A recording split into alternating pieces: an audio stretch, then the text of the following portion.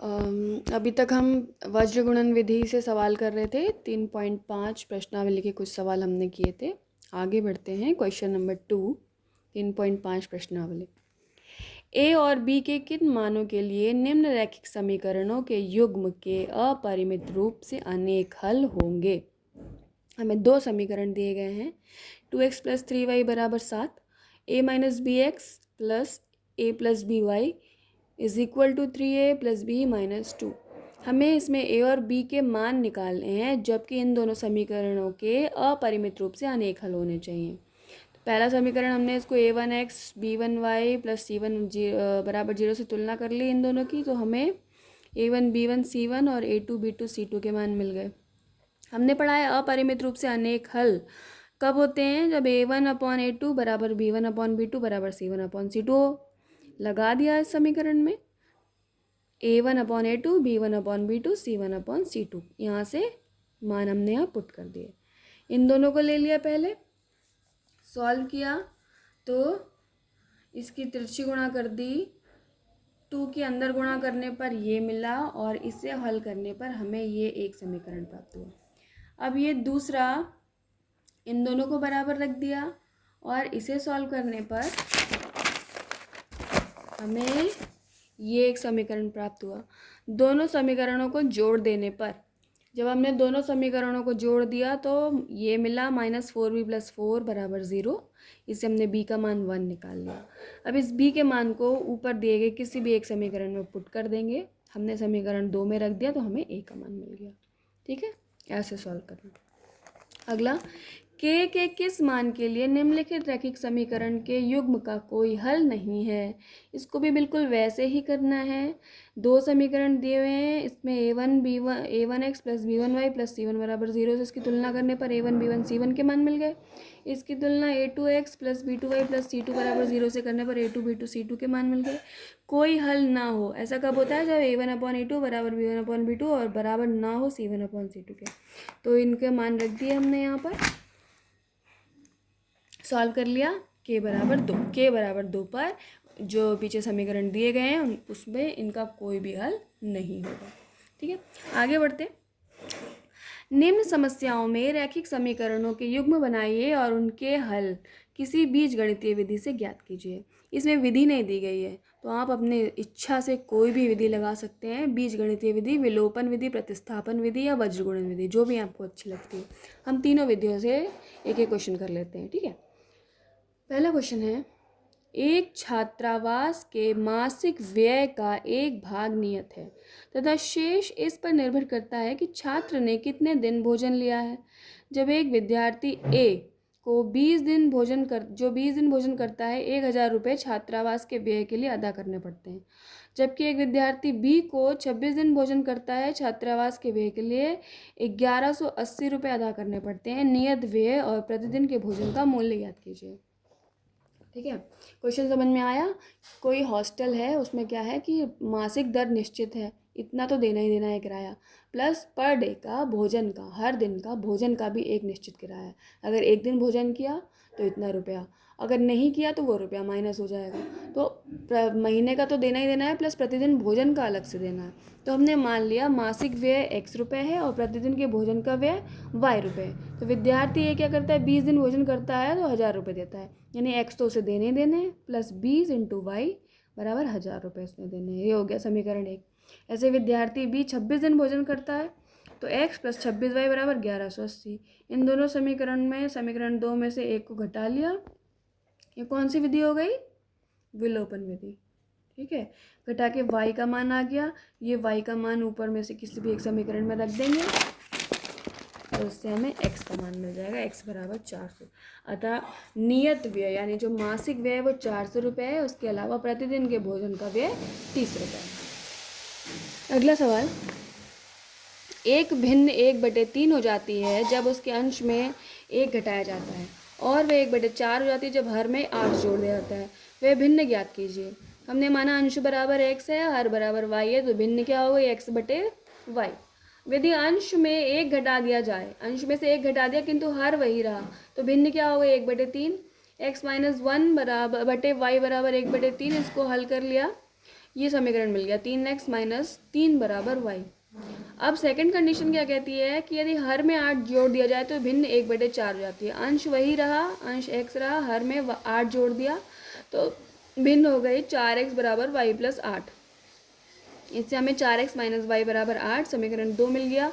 ये मान जो हमने y का ऊपर समीकरण में निकाला था इसको हम लाके यहाँ पर पुट कर देंगे। तो सब समीकरण 1 से मान समीकरण 2 में प्रतिस्थापित करने पर, तो ये कौन सी विधि हो गई? प्रतिस्थापन विधि। हमने इसको यहाँ प्रतिस्थापित किया, सॉल्व करने पर हमें x बराबर 5 मिल गया और इस x बराबर 5 को समीकरण 1 में रख दिया तो y बराबर 12 मिल गया।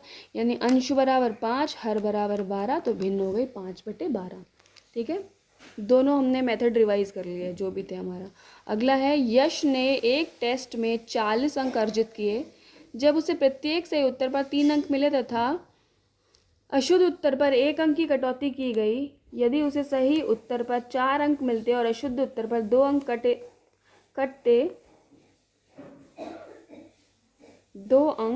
कटते तो यश 50 अंक अर्जित करता। टेस्ट में कितने प्रश्न थे? ठीक है, तो हमने मान लिया कि यश द्वारा सही उत्तर दिए गए प्रश्नों की संख्या, कुछ प्रश्न थे जिसमें उसने कुछ के सही उत्तर दिए, कुछ के गलत उत्तर दिए। तो सही उत्तर दिए उसको हमने x मान लिया, जितनों के गलत उत्तर दिए उसको हमने y मान लिया। तो कुल प्रश्न कितने हो गए? x प्लस वाई, तो सही दिए प्लस जो गलत दिए। ठीक है, अब पहली कंडीशन क्या कह रही है? सही उत्तर पर 3 अंक मिला और अशुद्ध उत्तर पर 1 अंक काट लिया गया, यानी कि 3x माइनस वाई बराबर कितने टोटल मिले? उसे 40 अंक मिले।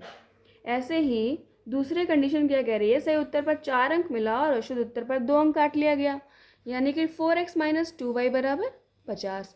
इसको सॉल्व किया तो ये आ गया 2x माइनस वाई बराबर 25। दो समीकरण हमें मिल गए और इसमें हमने वज्र गुणन विधि लगा दी।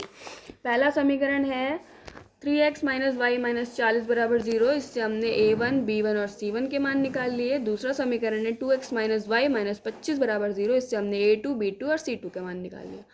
हमें फॉर्मूला पता है x बटे b1 b2 c1 c2 y c1 c2 a1 a2 और बटे 1 a1 a2 b1 b2। इसकी तिरछी गुणा करके हमने सारे मान रख दिए, b1 b2 का, c1 c2 का, a1 a2 का और b1 b2 का मान रख दिया। इसकी मल्टीप्लाई पहले इससे, -1 इंटू -25 माइनस -1 इंटू -40। ऐसे ही -40 इंटू 2 माइनस -25 इंटू 3। इसको सॉल्व किया, ये आया। पहले इन दोनों को ले लिया, x बटे माइनस इन दोनों को ले लिया, इसको और इसको। x बटे -15 बराबर ये, तो x बराबर 15 आ गया। अब इसको और इसको ले लिया, y बटे -5 बराबर 1 बटे -1, तो y बराबर 5। ठीक है, कुल प्रश्न कितने हो गए? x प्लस वाई, 15 प्लस 5 बराबर 20। अगला है, एक राजमार्ग पर दो स्थान A और B 100 किलोमीटर की दूरी पर हैं। एक कार A से तथा दूसरी कार B से एक ही समय चलना प्रारंभ करती है। यदि ये कारें भिन्न भिन्न चालों से एक ही दिशा में चलती हैं तो वे 5 घंटे पश्चात मिलती हैं। यदि वे विपरीत दिशा में चलती हैं तो 1 घंटे पश्चात मिलती हैं। दोनों कारों की चाल ज्ञात कीजिए। हमारे पास कोई भी दो पॉइंट हैं किसी राजमार्ग पर, एक पॉइंट A दूसरा पॉइंट B और दोनों 100 किलोमीटर दूर हैं। तो माना ए स्थान से चलने वाली कार की चाल x है, यहाँ से जो कार चलना प्रारंभ कर रही है उसकी चाल x है और यहाँ से जो कार चलना प्रारंभ कर रही है उसकी चाल y किलोमीटर प्रति घंटा है। तो दूरी दी हुई है 100 किलोमीटर। अब यदि दोनों कारें एक ही दिशा में चल रही हैं, यानी ए वाली जो कार है वो भी इस दिशा में जा रही है, बी वाली जो कार है वो भी इस दिशा में जा रही है, तो क्या होगा? दोनों की स्पीड, दोनों की चाल माइनस हो जाएगी। तो इससे हमें पहली इक्वेशन मिलेगी 5x माइनस वाई बराबर 100। इसको सॉल्व करने पर x माइनस वाई बराबर 20। ये होगा समीकरण हमारा 1। यदि कार विपरीत दिशा में जाती हैं, विपरीत दिशा में यानी कि एक इस दिशा में आ रही है और एक इस दिशा में आ रही है, तो दोनों जल्दी मिलेंगी, तो दोनों की चाल जो है वो जुड़ जाएगी। तो x प्लस वाई बराबर 100। अब समीकरण 2 में समीकरण 1 जब हम जोड़ देंगे, इसको हल सॉल्व कर लेंगे, x बराबर 60 किलोमीटर, y बराबर 40 किलोमीटर, दोनों की चालें निकल आएंगी। अगला सवाल है, एक आयत का क्षेत्रफल 9 वर्ग इकाई कम हो जाता है यदि उसकी लंबाई 5 इकाई कम कर दी जाती है और चौड़ाई 3 इकाई बढ़ा दी जाती है। यदि हम लंबाई को 3 इकाई और चौड़ाई को 2 इकाई बढ़ा दें तो क्षेत्रफल 67 वर्ग इकाई बढ़ जाता है। आयत की विमाएँ ज्ञात कीजिए। ये हमारे पास कोई आयत है, इसकी हमने लंबाई मान ली x, चौड़ाई मान ली y, तो उसका क्षेत्रफल क्या हो जाएगा x इंटू वाई। पहली कंडीशन क्या कह रही है, यदि लंबाई में से 5 घटा दिया जाए और चौड़ाई में 3 बढ़ा दिया जाए तो उसका क्षेत्रफल 9 कम हो जाता है। यानी कि x लंबाई गुणे चौड़ाई बराबर ये क्षेत्रफल हो जाता है। इसको सॉल्व किया तो हमारे पास आया 3x माइनस 5y बराबर 6, समीकरण 1। दूसरा कंडीशन, लंबाई में यदि 3 जोड़ा जाए, चौड़ाई में यदि 2 जोड़ा जाए तो क्षेत्रफल में 67 जुड़ जाता है। यानी कि लंबाई गुणे चौड़ाई बराबर इतना हो गया क्षेत्रफल। इसको हल करने पर हमें मिला 2x प्लस 3y बराबर 61, समीकरण 1, समीकरण 2। समीकरण 1 में गुणा 2 कर लिया, समीकरण 2 में गुणा 3 कर लिया, तो ये आ गया समीकरण 3। समीकरण 4, समीकरण 3 में से 4 घटा दिया, कौन सी विधि कहलाएगी ये, कमेंट करके बताएंगे कौन सी विधि है। सॉल्व किया, -19y बराबर -171, y बराबर 9 आ गया। अब इस y बराबर 9 को समीकरण 2 में जब हमने रख दिया तो x का मान 17 आ गया। यानी लंबाई बराबर 17, चौड़ाई बराबर 9। ये हमारी प्रश्नावली 3.5 खत्म हो गई है। सभी इसको कॉपी में कर लें।